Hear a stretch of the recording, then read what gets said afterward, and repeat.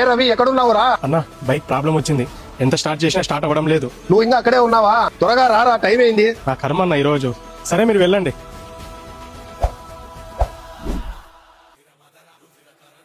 ఏంట్రా నువ్వు ఇక్కడే ఉన్నావేంటి?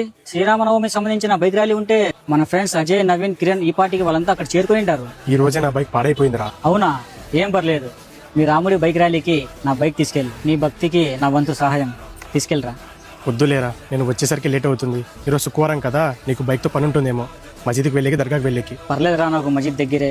కానీ ఈ రోజు మీ వాళ్ళంతా కలిసి రాముడి మీద భక్తితో సంతోషంగా బైక్ ర్యాలీ చేస్తున్నారు. నువ్వు వెళ్ళకపోతే నాకు అదోలా ఉంటుందిరా.